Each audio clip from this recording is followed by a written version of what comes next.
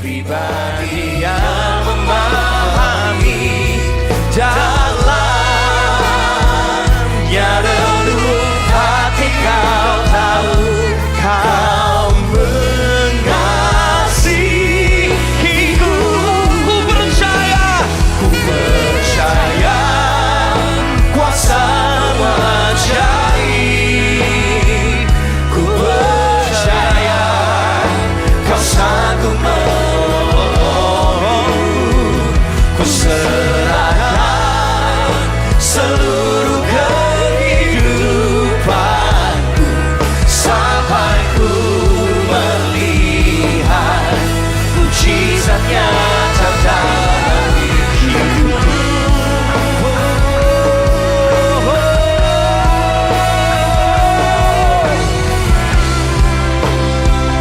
Kami bawa pengharapan kami malam hari ini cuma di dalam nama Yesus yang sanggup membuat tidak mungkin menjadi mungkin. Mujizat-Mu nyata Tuhan malam hari ini. Bawa hatimu terus menyembah Tuhan.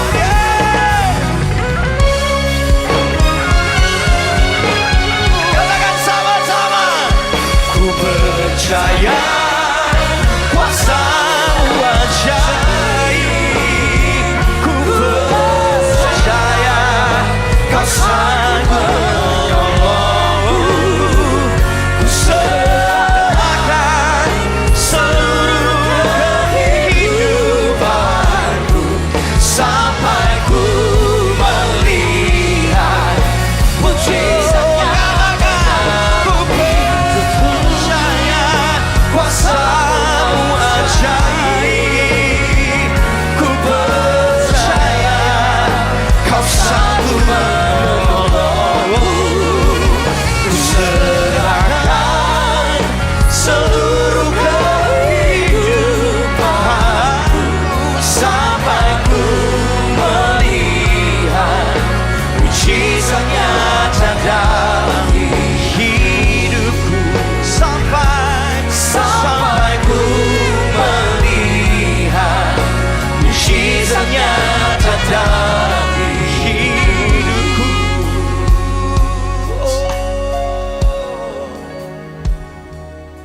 Sampai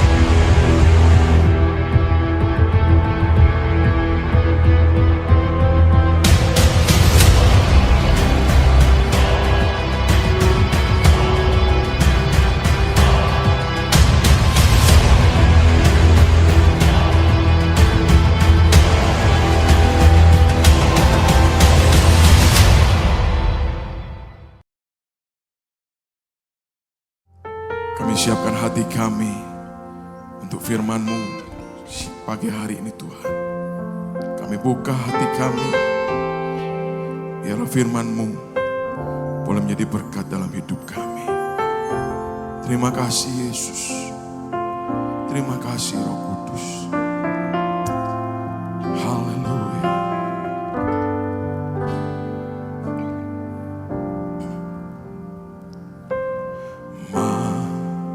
Malam yang kudus, pintu surga terbuka, lahir sang penebus, Raja surga mulia. Terang telah tiba mengalahkan kegelapan. Kasih anugerah yang terbesar dicurahkan, mengalir dari tempat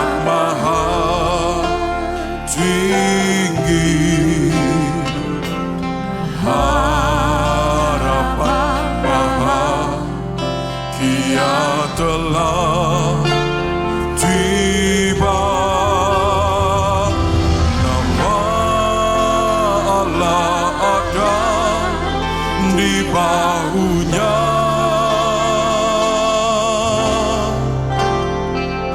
Yesus Kristus Juru Selamat dunia.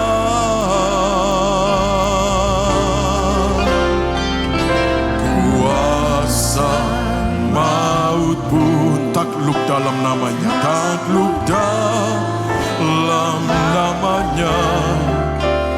Nama Yesus di atas segala nama. Mari bersama angkat tangan. Haleluya,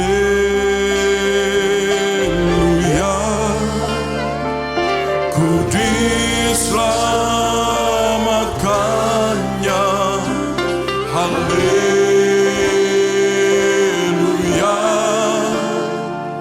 ku dipulihkannya. Haleluya, ku dikuduskannya. Haleluya, ku dimuliakannya. Nama Allah ada. Mari saya undang kita bangkit berdiri bersama-sama.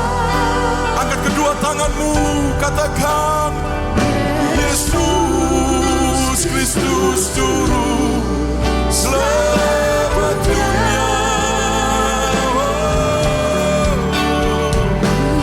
Kuasa maut pun takluk dalam namanya.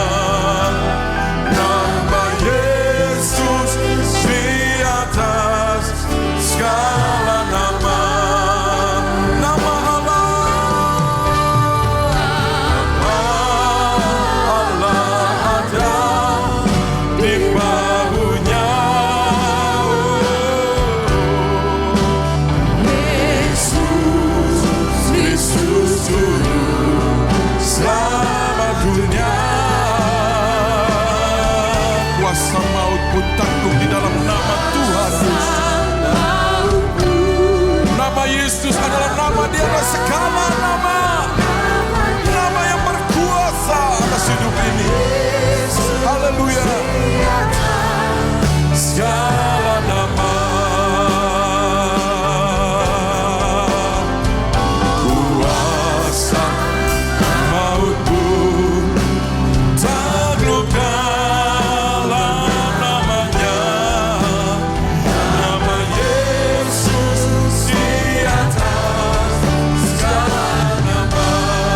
Kuasa maut pun, haleluya. Kuasa maut pun takluk dalam namanya. Nama Yesus di atas segala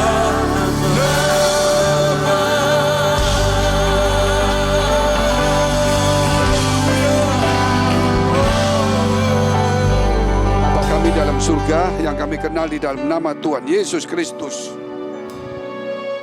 Terima kasih atas hari ini Tuhan, di mana kami boleh ada.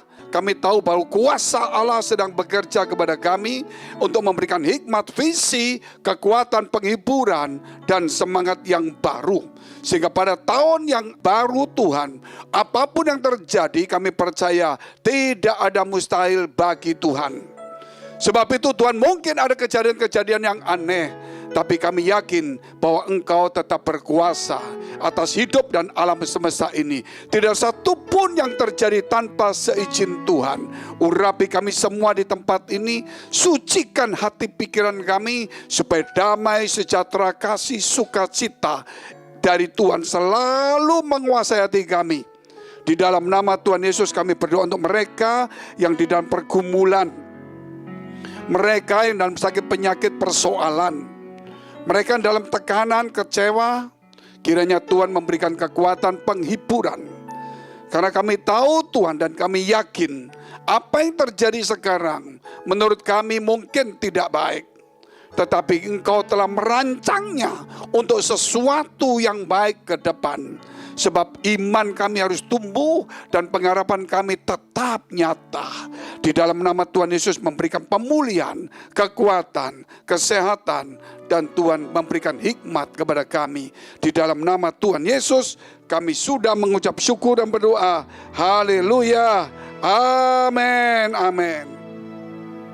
Silakan duduk. Shalom, puji Tuhan. Saudara, setiap yang baru selalu saudara ada sesuatu gosip, ada sesuatu isu. Saudara, baik itu baik atau tidak baik, semua yang baru itu selalu membuat pertanyaan dan bertanya-tanya. Tetapi Alkitab telah menjawab bahwa apapun yang terjadi ke depan, Allah telah merancangkan dan Tuhan telah menetapkan tiap langkah-langkah hidup kita. Saudara percaya tidak ada satupun saudara kuasa yang bisa mengganggu kita selama Tuhan menyertai kita.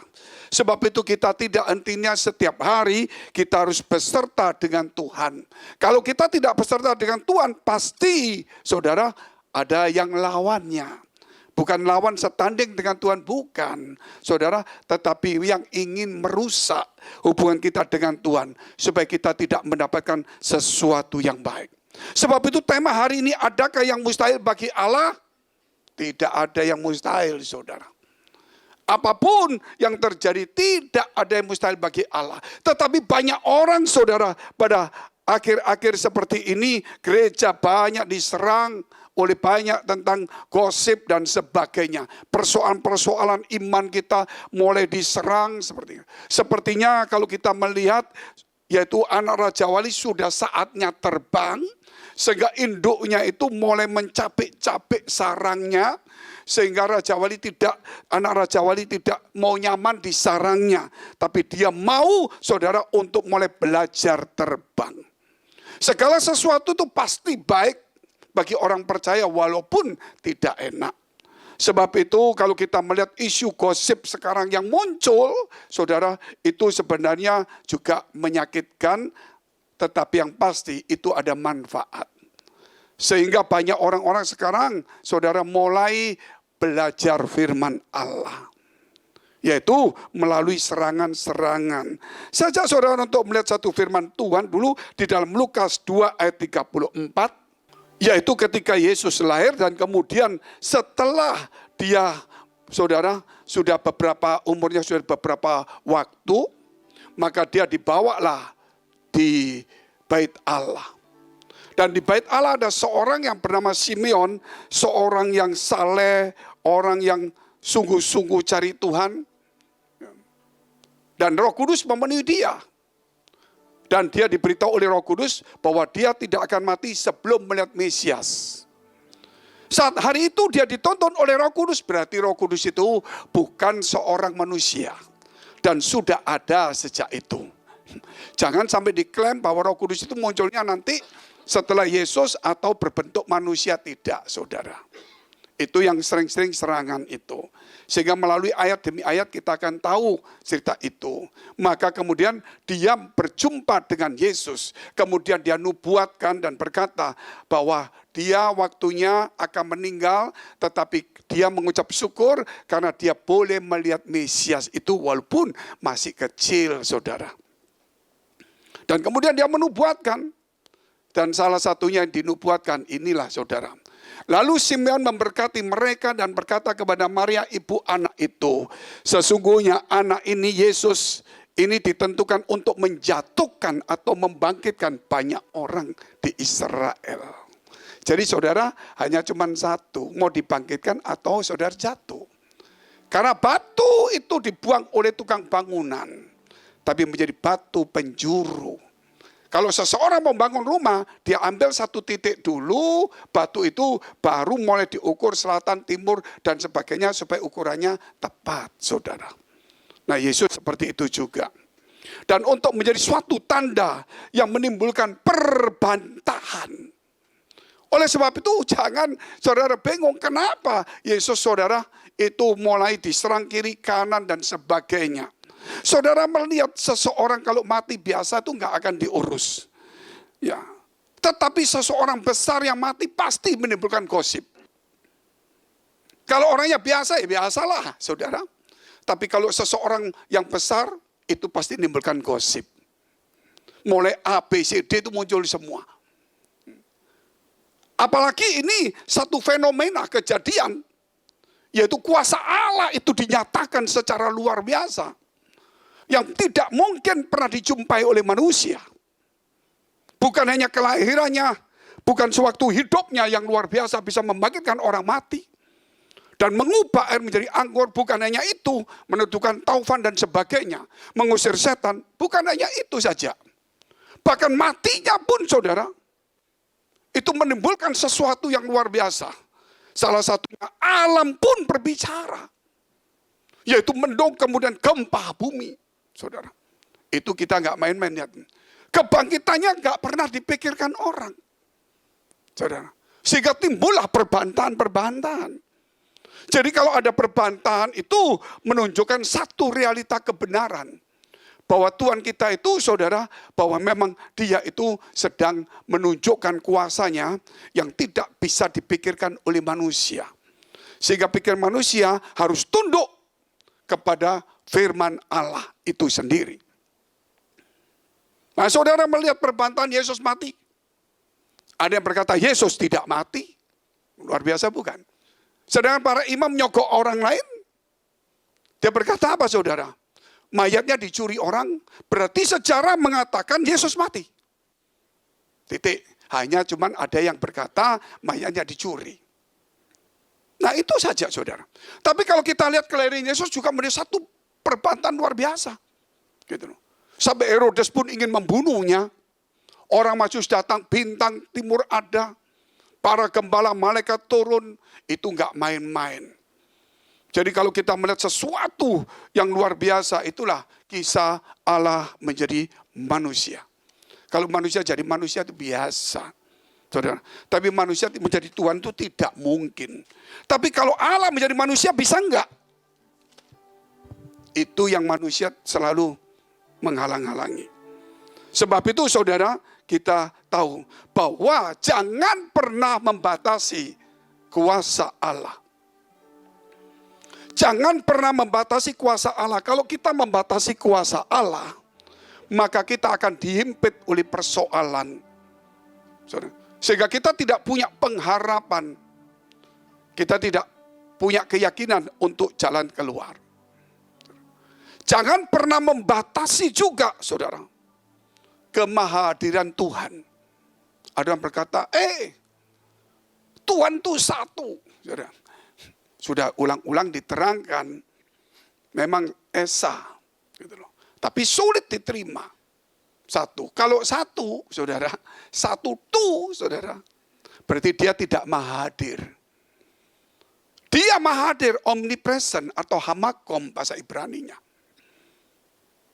Berarti dia bisa ada di mana-mana dalam waktu yang sama. Mengapa untuk menjadi tiga dipersoalkan? Ini saudara sesuatu yang kadang-kadang saudara dia tentang tapi dia bisa bicara sendiri. Kenapa? Karena perbantahan itu. Dan mereka menganggap sesuatu yang mustahil bagi pikirannya dia. Dan juga kita tahu bahwa Allah itu Maha Kasih. Mana ada saudara kalau kita melihat ada seorang anak, terus kena masalah apa-apanya diam. Gak mungkin lah. Gak mungkin lah. Dia akan berkorban untuk anak atau keluarganya. Kita ini sudah diciptakan menurut gambar rupa Tuhan. Ketika kita ada masalah, pasti Allah itu ingin saudara menolong dan dia berkorban untuk kita. Karena dia menjadikan menurut gambarnya.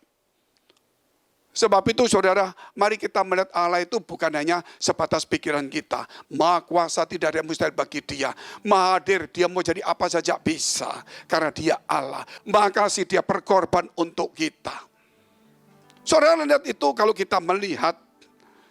Ada satu kisah di Tiongkok. Satu keluarga ini punya anak baru sekitar 2 tahunan. Kemudian liburan itu mereka naik kereta gantung ke gunung-gunung yang tinggi. Kereta gantung muatnya cuma 15 orang. Tapi itu 20 tahun lalu mungkin ya. Sekitar itu. Tetapi dibuat 35 orang. Over kapasitas. Di tengah perjalanan melewati gunung dan tinggi sekali soal ke bawah itu. Talinya putus, kereta itu jatuh. Ibu, bapak, dan anak kecil ini ada di dalamnya. Apa yang terjadi pada saat itu? Waktu jatuh terguling-guling, semua mati, semua kaki tangan patah semuanya. Hanya cuma satu anak yang umur sekitar hampir 2 tahun itu tetap hidup. Kenapa anak itu hidup? Ternyata mamanya itu mendekapnya erat-erat. Dan kemudian bapaknya itu mendekap, mama mendekap anaknya mati-matian. Sehingga ketika jatuh itu tetap didekap.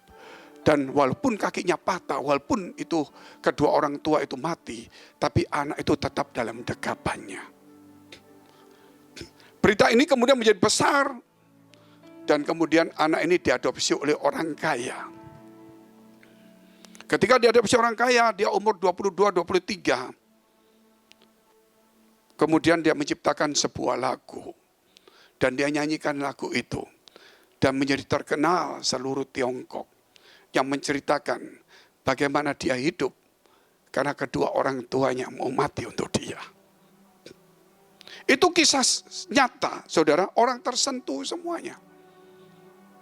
Bagaimana dengan Tuhan yang mau mati untuk kita.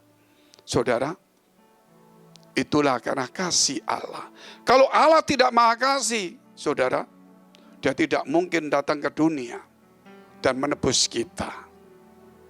Karena dia maha kasih, itu yang kadang-kadang kita membatasi Allah. Kita lihat dulu Yohanes 3 ayat 16-18.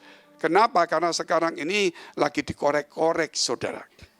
Semua media. Tapi bagusnya dari semua aliran kekristenan itu mulai muncul tokoh-tokoh yang mulai menceritakan kebenaran. Dulunya cuma bicara tradisi agama. Tapi sekarang mereka mulai menceritakan kebenaran-kebenaran. Sekarang kita dididik oleh masalah. Kita dididik oleh perbantahan. Kalau tidak ada seperti itu, kita tidak dewasa rohani. Gereja cuma bicaranya hal-hal duniawi. Tapi sekarang mulai serangan, saudara lihat itu dari semua denominasi. Mengeluarkan beberapa tokohnya untuk bicara tentang isi firman Allah kebenarannya. Di sini mulai gairah untuk belajar firman Allah itu muncul, saudara, melalui perbantahan ini. Tuhan izinkan hal itu terjadi. Kita lihat dulu. Karena begitu besar kasih Allah, maaf kasih akan dunia ini, sehingga ia telah mengaruniakan anaknya yang tunggal, diberikanlah, supaya setiap orang yang percaya kepadanya, tidak binasa, melainkan beroleh hidup yang kekal. Tujuannya itu, karena yang kekal turun ke dunia, dan mati bagi kita, sehingga kekekalan itu bisa menjadi warisan kita. Katakan amin dulu saudara. Karena kasih itu turun ke dunia, dan dia mati demi kasih itu. Sehingga kasih itu ada kepada orang percaya. Sebab itu kenapa dia harus turun ke dunia? Kalau tidak turun ke dunia, kita tidak mengenal kasih. Kita tidak pernah tahu apa namanya kekekalan. Saudara, itulah seperti orang tua itu mengadop anak ini. Karena dia kaya, anaknya juga menjadi kaya. Tapi anak ini karena ingat orang tuanya berkorban. Dia menciptakan lagu itu untuk menceritakan karya orang tuanya. Sebab itu kita tahu Allah kita, saudara. Dan kita harus menceritakan karya itu bagi banyak orang. Sehingga muncullah pertanyaan-pertanyaan yang tidak karuan. Diujilah iman kita sebagai orang percaya untuk menceritakan karya Tuhan yang begitu besar, yang tidak pernah kita bisa terima. Padahal kita tahu Allah itu pengasih, Maha Pengasih, penyayang. Namun kita tidak pernah menerima Allah itu berkorban untuk kita. Itu kesalahan fatal. Allah Maha Hadir, tapi kita tidak menerima kalau Allah itu bisa menjadi 3 atau menjadi Maha, saudara, seperti itu. Kita berkata Allah Maha Kuasa, saudara, tapi kita membatasin bahwa Allah tidak bisa jadi manusia. Ini persoalan. Kalau manusia jadi Tuhan nggak mungkin. Sebab itu kita lihat terus ayatnya 17. Sebab Allah mengutus anaknya ke dalam dunia bukan untuk menghakimi dunia, melainkan untuk menyelamatkannya oleh Dia. Barang siapa percaya kepadanya, ia tidak akan dihukum. Luar biasa, Allah Maha Adil. Manusia berdosa, Dia menebusnya. Dan siapa yang mau percaya, surat hutang dibebasin. Adil.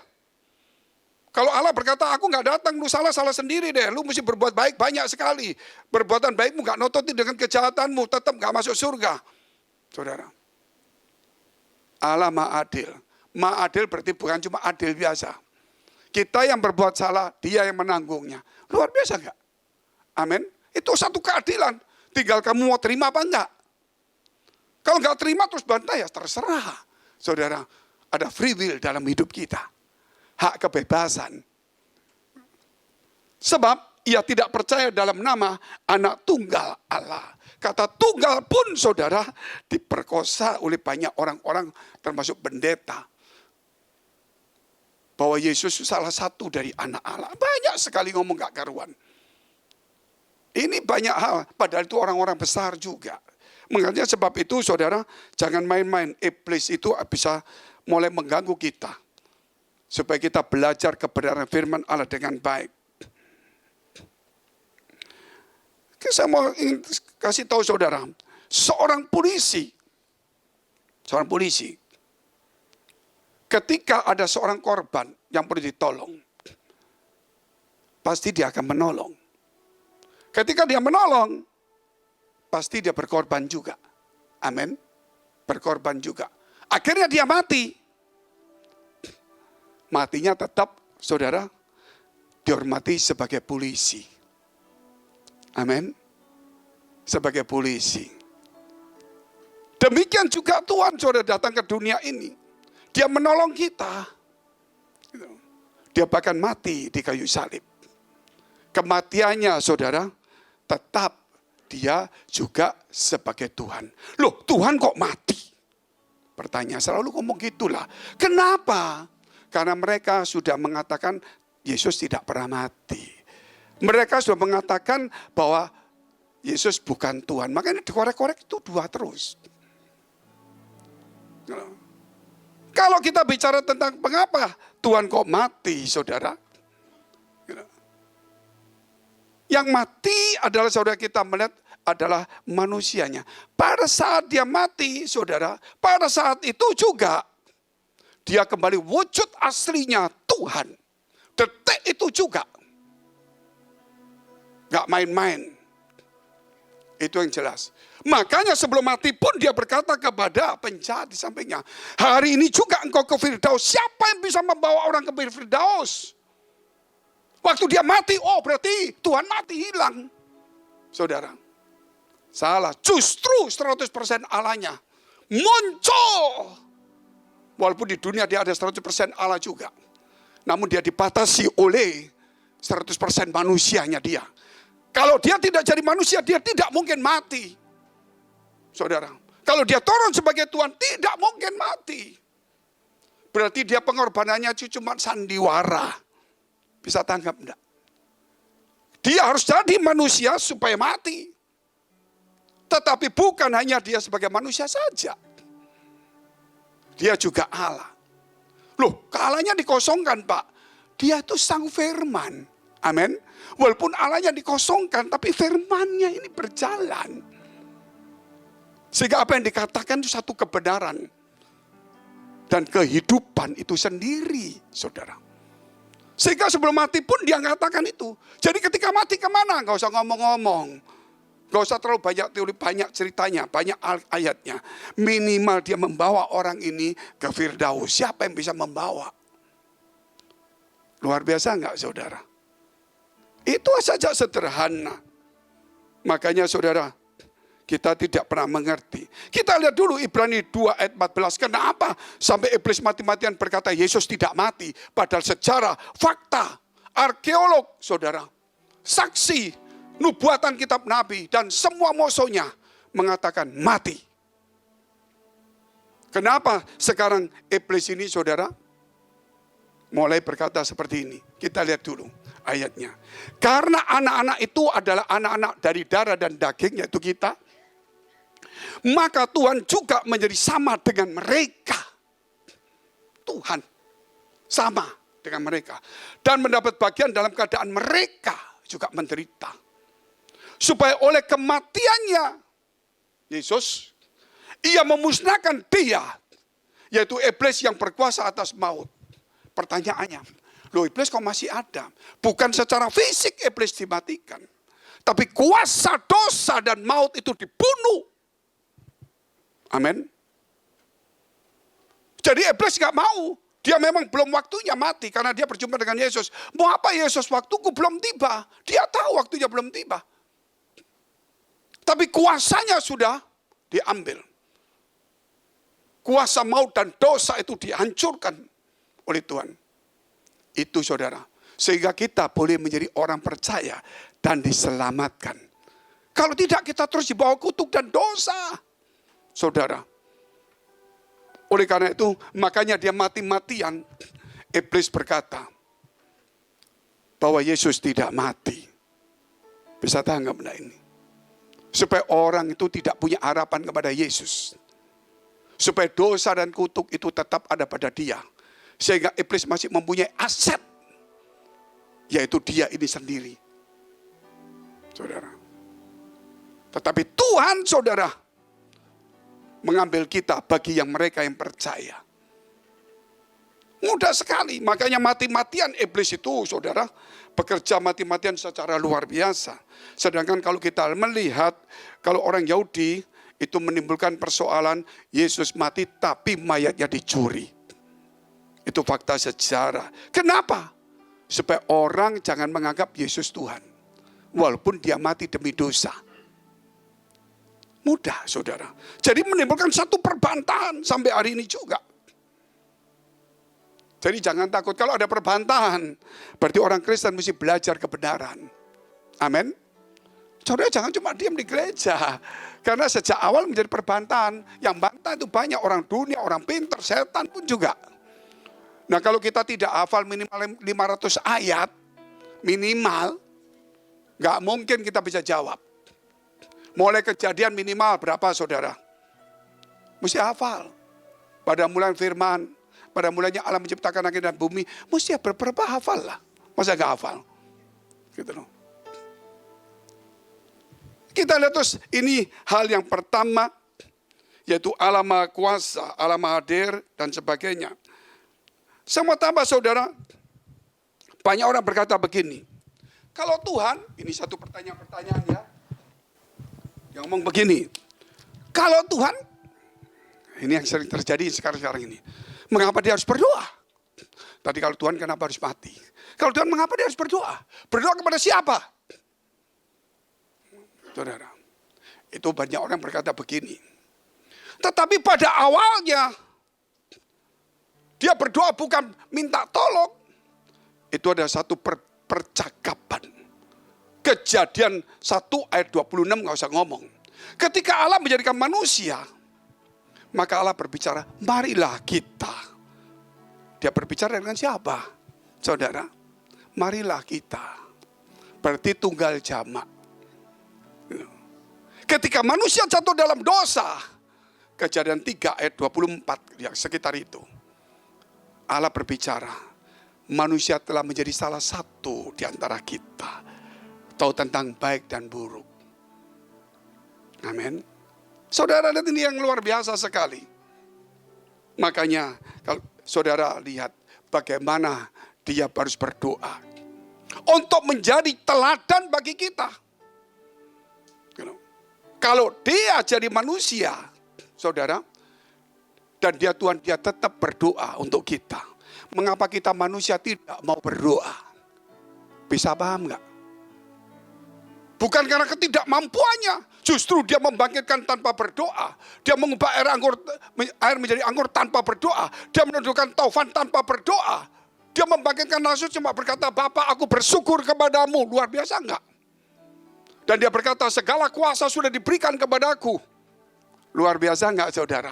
Itu ayat-ayat, hanya cuma saya dipenggal-penggal. Dipotong, kalau saudara enggak ngerti ayat, bahaya. Kadang-kadang juga saudara berkata, Yesus tidak pernah kita doakan. Setuju enggak? Amin. Itu yang luar biasa. Makanya saudara, banyak orang berkata, kalau dia manusia mengapa berdoa? Saudara, kalau dia 100% manusia, kita mendoakan dia. Tapi kita tidak pernah mendoakan Yesus. Saudara, justru dia mendoakan kepada kita. Itu yang luar biasa. Dan kita berdoa kepadanya. Amin. Itu beda sekali. Jangan sampai kita mendoakan orang mati, nabi, sesuatu, saudara. Justru kita tidak mendoakan. Tapi justru saudara, kita berdoa kepadanya.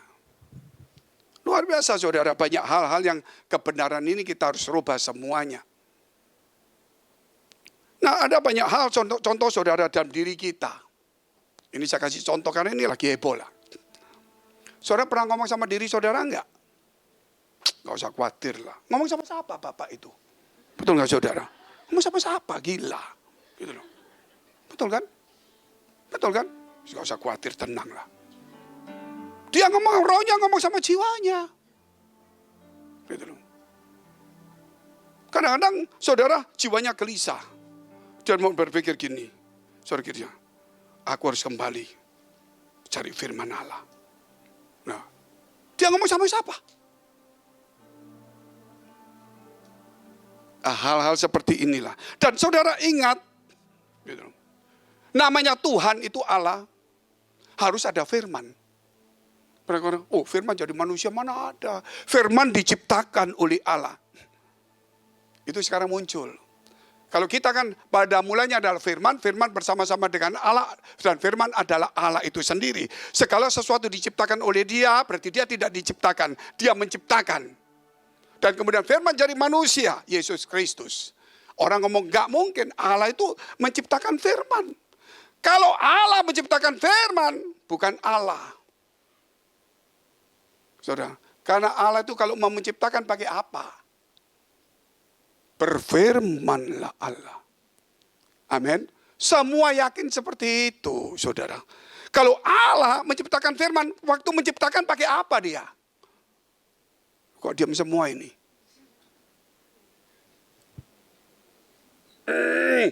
Lu jadi saudara. Dia mesti bersabda. Amin. Terus bersabda. Aku mau jadikan firman. Loh, ngomongnya udah firman ini. Kadang-kadang hal seperti ini yang kita tidak mengerti, terus kita jadi bingung semua. Memang ini sekarang laginya pemurnian. Yang abangan hilang Kristen ini. Yang sungguh-sungguh semakin hebat. Karena akhir zaman. Ya kita lihat terus ini ada hal banyak, kita pelan-pelan pelajaran lah. Hal yang kedua. Yohanes Pembaptis atau Nabi Yahya berkata. Kita lihat. Lukas 3 ayat 16. Simpel-simpel, saya mau terang-terangan pelan-pelan. Saudara boleh catat terserah, tapi ini akan direkaman untuk seluruh gereja kita. Mungkin akan dipotong untuk menjadikan TikTok untuk pelajaran bagi orang tertentu dengan poin-poin. Jadi mau tidak mau kita harus mengajar, ya dulu memang harus mengajar.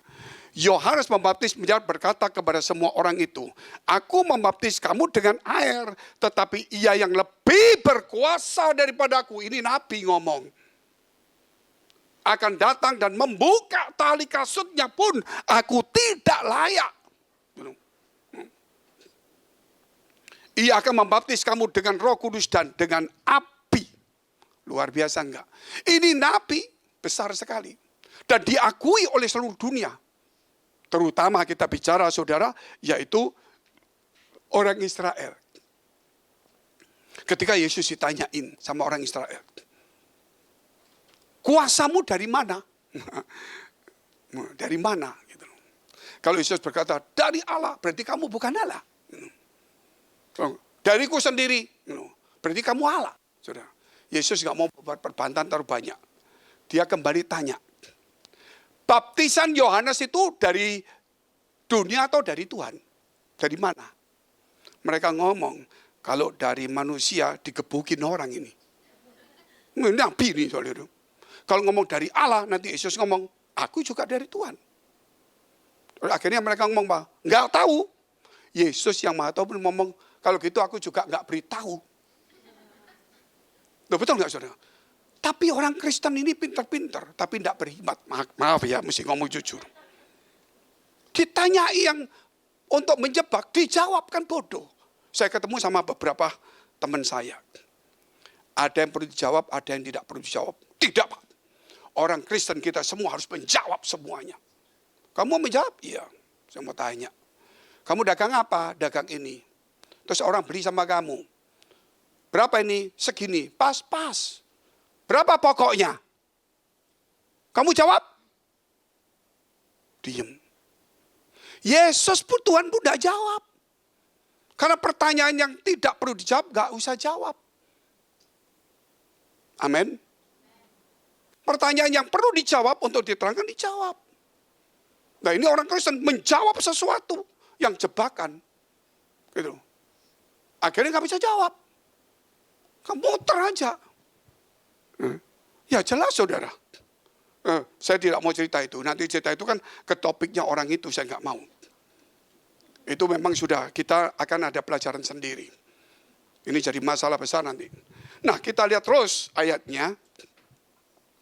Markus 3 ayat 13 sampai 14. Kemudian naiklah Yesus ke atas bukit. Dan memanggil orang-orang yang dikehendakinya, dan mereka pun datang kepadanya. Terus ia menetapkan 12 orang untuk menyertai dia dan untuk diutusnya memberitakan Injil. Itu jelas sekali saudara. Dia memberitakan Injil, dia mengutus. Saudara. Bayangkan saudara. Yang mengutus Nabi itu cuma Allah. Yesus mengutus. Amin. Siapa kira-kira dia? Sampai Yohanes pun saudara berkata, Nabi besar ini, aku berlutut bongkok pun saudara. Jangankan bongkok, buka tali kasutnya pun gak layak. Siapa dia ini? Gak main-main. Nah, mari kita lihat terus yang ketiga. Tuhan bersama Musa, Elia dan dengarkan dia. Selain Yohanes Pembaptis, kita lihat dulu Matius 17 ayat 3.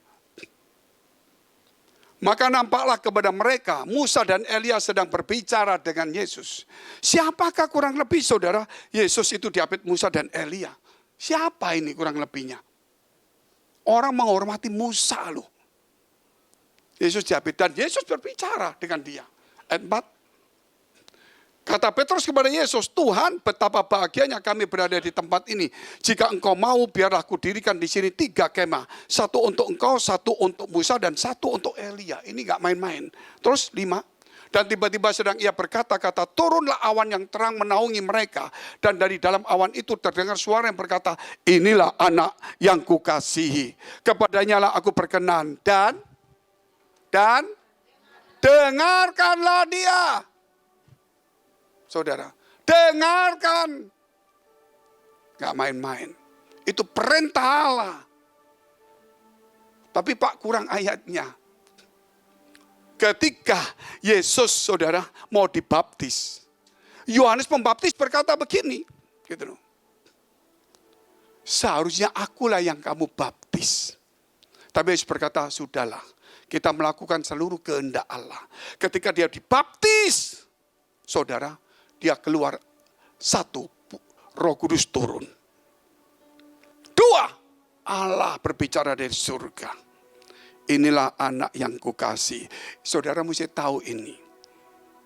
Mesti tahu kadang-kadang serangannya begini. Kalau Yesus di dunia jadi manusia, siapa yang memerintah di surga? Yesus dibaptis, surga masih ada Bapa. Amin. Roh Kudus turun. Apalagi kalau kita tahu Maha Hadir. Ini saudara kita tahu nabi-nabi pun sudah menceritakan tentang Yesus. Nah, kalau iman kita kuat, saudara, gempuran ini membuat kita semakin kuat. Sehingga doa kita itu semakin mantap. Amin. Karena kita mengenal Yesus dengan benar. Bayangkan saudara, kalau kita, saudara, cuma kenal-kenal biasa, berbahaya. Kita jadi orang yang gak punya namanya iman. Karena gak punya iman, maka dia gak percaya dengan doanya. Maka dia hidupnya secara dunia. Ini hal yang biasa. Kita lihat dulu. Yang keempat, ada suara Roh Kudus turun dari surga dan suara dari surga. Kita lihat 1 Yohanes 5 ayat 6 sampai dengan 8. Inilah dia yang telah datang dengan air dan darah. Yaitu Yesus Kristus, bukan saja dengan air, tetapi dengan air dan dengan darah. Dan rohlah yang memberi kesaksian, karena roh adalah kebenaran. Perhatikan ini ayat yang ke-7 dan 8 tentang bicara Tritunggal. Suara dari surga, Roh Kudus turun, Yesus dibaptis. Kita perhatikan ini. Sebab ada 3 yang memberi kesaksian di dalam surga. Bapa, Firman, dan Roh Kudus. Dan ketiganya adalah satu. Dan ada 3 yang memberi kesaksian di bumi. Siapa itu, saudara? Roh, dan air, dan darah, dan ketiga satu. Ini siapa? Yesus. Loh, kok Yesus, Pak? Air, saudara, itu tubuh. Darah itu jiwa. Roh itu. Ada 1 kesaksian di bumi ini. Ya 3 tapi 1. Yaitu Yesus yang jadi manusia. Suatu hari memang ini sebenarnya saudara, ini ada di Alkitab. Tapi persoalan orang Kristen tidak memakai ayat ini. Karena lebih banyak dipengaruhi oleh filsafat. Zaman dulu filsafat berkata begini, jiwa dan roh itu tidak bisa dipisah. Jiwa dan roh tidak bisa dipisah, itu jadi satu. Itu pandangan dulu. Tetapi Ibrani pasal 4, saudara, ayat 12 atau berapa. Bahwa dikatakan firman itu seperti pedang bermata 2, lebih tajam daripada bermata 2. Dia bisa memisahkan pikiran dan bisa memisahkan juga antara jiwa dan roh. Amin. Sehingga ada, ini saya mesti kasih saudara dikit-dikit walaupun bingung belajar. Sehingga ada pelajaran di teologi itu dikotomi. Artinya manusia terdiri dari 2 saja. Tubuh, jiwa dan roh sama. Tapi muncul yang baru, trikotomi, tubuh, jiwa, dan roh.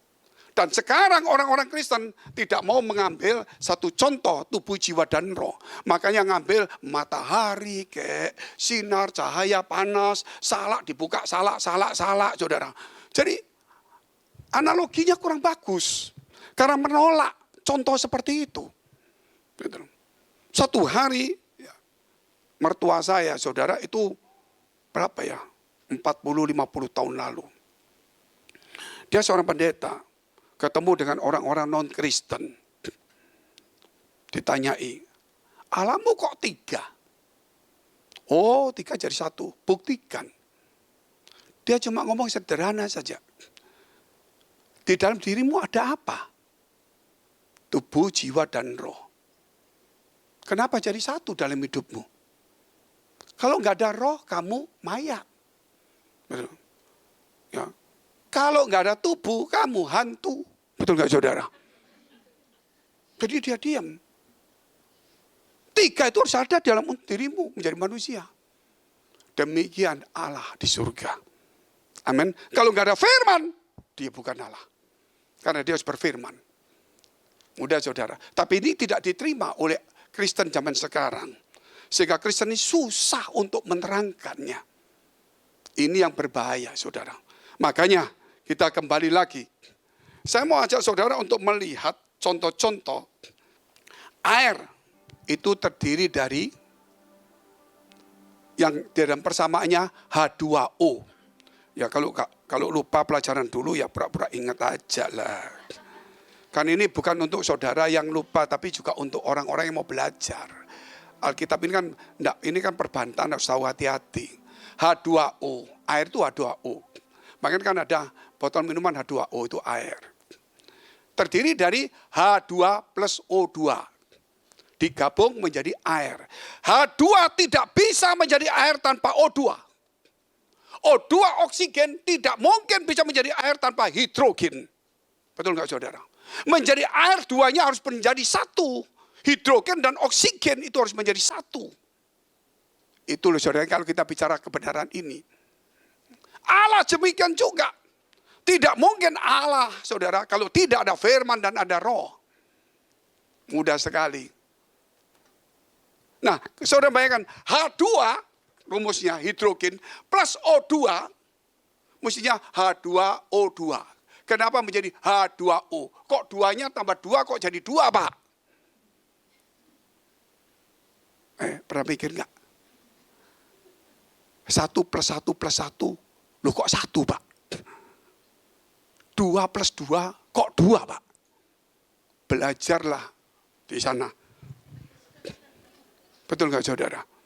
Ini sederhana contoh, nggak gampang. Tapi saya mau pelan, teruslah. Saya mau cerita sedikit saudara. Ini pertanyaannya, saudara. Waktu dia ada di dunia, Yesus, dia manusia atau Tuhan? Manusia, ada yang manusia dan Tuhan. Memang 100% manusia, 100% Tuhan. Nerangkan bingung karena orang ini orang bodoh yang kita tanya ini, saudara. Yang tanya sama kita ini orang suka bantah. Jadi mesti kasih terang saja. Nah kalau dia Tuhan, kenapa berdoa? Kalau dia manusia, mengapa kamu Tuhan kan? Rumit memang. Saya mau kasih contoh. Seorang raja di Tiongkok bernama Qianlong.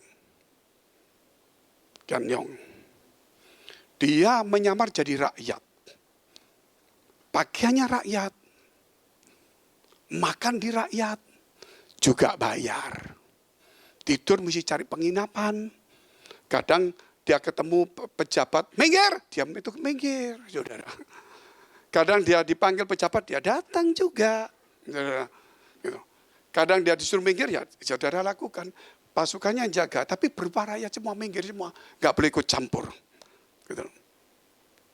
Apa yang terjadi, saudara? Dia dipanggil ini, dia ketahui semua kejahatan semua orang. Suatu saat dia kembali jadi raja.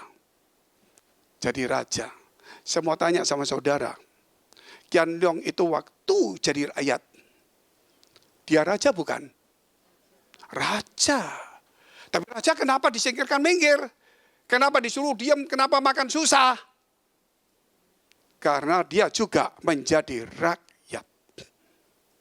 Amin. Betul kan? Jadi mudah sekali. Gitu loh. Ya Pak kurang mengerti. Polisi saja.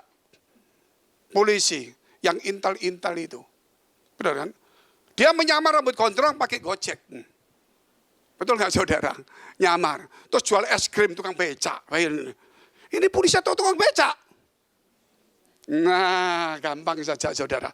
Terus ditanya orang, dia diam aja pura-pura nggak ngerti. Dia dipukul, diam saja. Dia mau nelusurin semuanya. Gitu loh.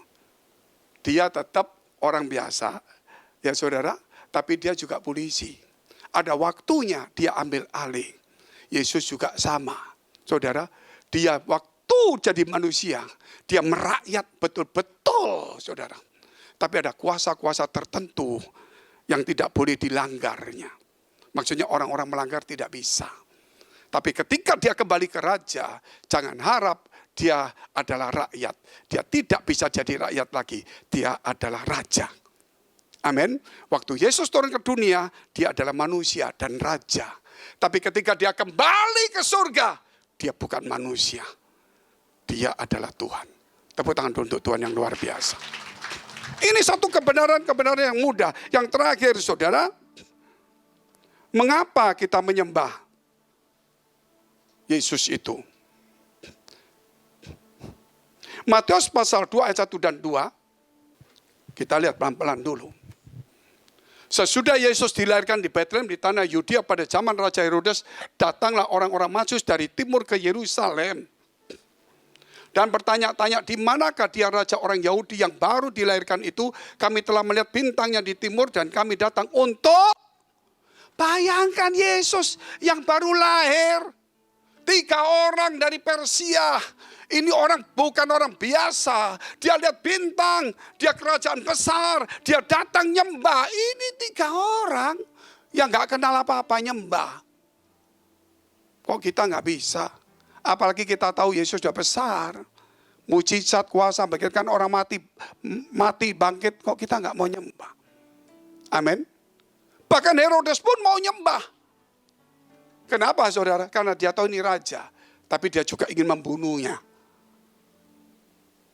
Luar biasa sekali. Kita lihat terus Ibrani pasal 1 ayat 5 dan 6. Malaikat pun menyembah dia. Malaikat pun menyembah dia. Karena kepada siapakah di antara malaikat-malaikat itu pernah ia katakan, anakku, engkau telah kuperanakan pada hari ini. Dan aku akan menjadi bapaknya. Dan ia akan menjadi anakku. Dan ketika ia membawa pula anaknya yang sulung ke dunia ini, ia berkata, semua malaikat Allah harus menyembah dia. Bayangkan malaikat harus menyembah siapa?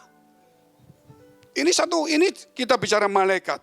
Kita bicara saudara, Filipi pasal 2 ayat 9 sampai 11. Itulah sebabnya Allah sangat meninggikan Yesus dan mengaruniakan kepadanya nama di atas segala nama. Supaya dalam nama Yesus bertekuk lutut segala yang ada di langit dan yang ada di atas bumi dan yang ada di bawah bumi. Bertekuk lutut menyembah, saudara. Di langit, di bumi, di bawah bumi, semua menyembah. Dan segala lidah mengaku Yesus Kristus adalah Tuhan bagi kemuliaan Allah Bapa. Ini tentang perintah Tuhan. Sekarang kita melihat saudara, Matius 9 ayat 18. Nanti saya kasih tambah 1 jam supaya ingat. Saudara kalau nggak marah sama saya, nggak cemu, nggak jengkel, nggak ingat-ingat tuh. Ini Pak Fengki kok lama ngomong itu terus, bosan aku, bosan. Besok tanya ngomong apa, ya ngomong itu yang bikin saya bosan itu. Itulah namanya orang mesti bikin bosan. Sementara Yesus berbicara demikian kepada mereka, datanglah seorang kepala rumah ibadat lalu menyembah dia. Kepala rumah menyembah. Dan berkata, anakku perempuan baru saja meninggal. Tetapi datanglah dan letakkan tanganmu atasnya, maka ia akan hidup. Mengapa kita harus menyembah, saudara? Ketika kepala rumah ibadat menyembahnya, anaknya yang mati pun dihidupkan kembali. Kenapa kita harus menyembah Tuhan? Ada banyak hal yang kita tidak mampu. Tuhan akan memampukannya. Karena tidak ada mustahil bagi Allah. Makanya kita harus menyembah dia. Amin. Itu menyembah. Makanya ini datang menyembah. Maka yang anaknya yang mati pun dia datang, saudara. Orang berkata, sudah mati. Yesus berkata, dia tidur, minggir aja. Yesus berkata, saudara, anak itu bangkit kembali. Kita harus menyembah kepada Tuhan. Supaya segala sesuatu yang kita tidak mampu, bahkan yang di luar kemampuan kita, saudara, Tuhan akan bangkitkan dan nyatakan dalam kehidupan kita. Hal yang lagi, Matius pasal 4 ayat 10. Maka berkata Yesus kepadanya, enyalah iblis, sebab ada tertulis engkau harus menyembah Tuhan Allahmu. Dan hanya kepada dia sajalah engkau harus berbakti. Iblis pun harus menyembah, saudara. Makanya ketika Yesus datang di Gerasa, iblis itu pakai orang gila, datang berlutut. Setan aja berlutut.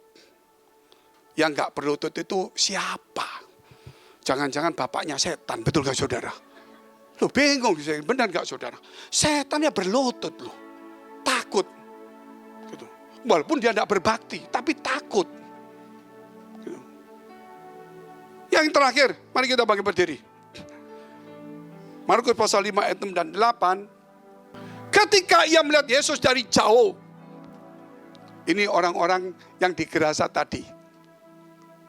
Yang dari Gerasa, yang kerasukan setan, legion, yang ada di kuburan, rantai diputus, orang-orang pokoknya dihancurkan semuanya. Semua orang takut dengan dia. Yesus datang. Dan sebelum Yesus datang, saudara, perjalanannya ketika naik perahu, setan tahu, ini Yesus mau datang, mau ngusir aku.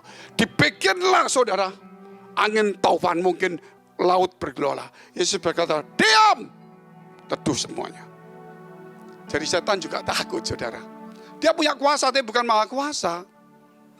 Begitu dia datang sampai di tempat ini, setan berlutut.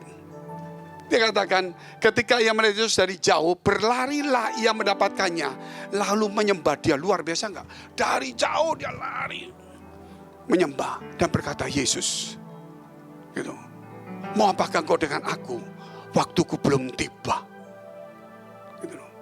Suruhlah aku keluar ke babi-babi. Yesus berkata, pergilah. Saudara, dia pergi ke babi-babi. Orang itu dilepaskan oleh Tuhan. Sehingga orang yang gila itu pun nyembah Tuhan. Saudara, ini orang gila nyembah Tuhan, orang kerasukan setan nyembah Tuhan, orang yang sudah sembuh nyembah Tuhan, yang enggak nyembah Tuhan, ya saya tidak tahu siapa itu. Mari kita tunduk kepala kita berdoa. Terima kasih atas kebenaran firman-Mu. Kami telah, Tuhan, untuk mengerti tentang perbantahan itu selalu ada. Sehingga kami dituntut untuk mengerti kebenaran firman Allah. Betapa dahsyatnya kebenaran-Mu. Sehingga setiap anak-anak-Mu hari ini boleh mengerti, boleh tahu. Dan kami harus menyembah-Mu, Tuhan. Kami harus berkarya bagi-Mu. Karena Kau telah mati bagi kami. Kami menyembah. Karena begitu banyak hal, harapan kami telah mati.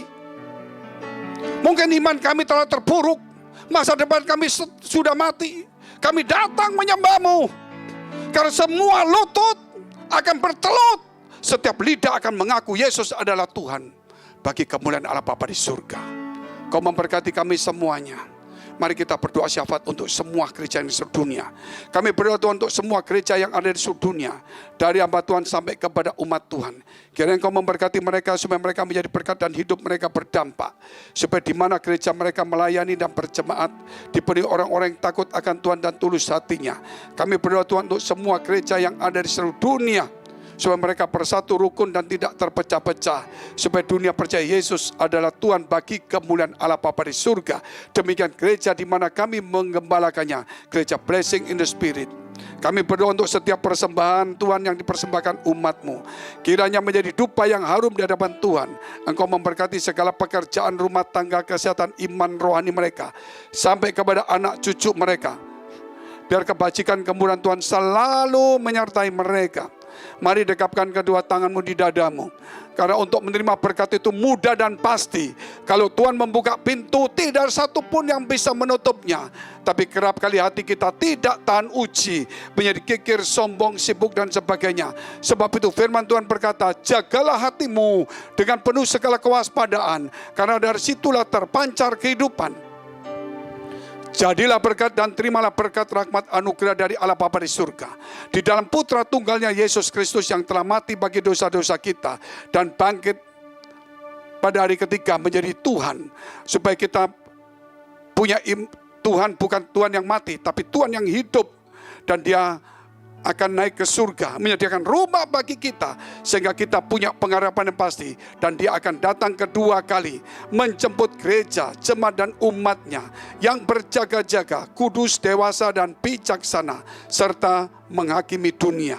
Di dalam persekutuan dengan Roh Kudus, membuat hati kita berkobar-kobar, roh kita menyala-nyala, sehingga kita senantiasa di dalam kasih semula kepada Tuhan. Roh Kudus menghibur, menguatkan, memelihara, menginsyafkan, menuntun, memimpin kita kepada kebenaran dan kekudusan, dan membuat kita menjadi saksi Kristus mulai hari ini sampai selama-lamanya. Kita akhiri dengan doa yang diajarkan Tuhan Yesus bagi kita. Bapa kami yang ada di surga, dikuduskanlah nama-Mu, datanglah kerajaan-Mu, jadilah kehendak-Mu di bumi seperti surga. Berikanlah kami pada hari ini makanan kami yang secukupnya, dan ampunilah kami akan kesalahan kami, seperti kami juga mengampuni orang bersalah pada kami. Dan janganlah membawa kami ke dalam pencobaan, tetapi lepaskanlah kami daripada yang jahat. Karena Engkau yang punya kerajaan dan kuasa dan kemuliaan sampai selama-lamanya. Amin. Bagi yang mulia berkuasa selamanya. Angkat tanganmu sama-sama katakan, Kaulah Tuhan, Kaulah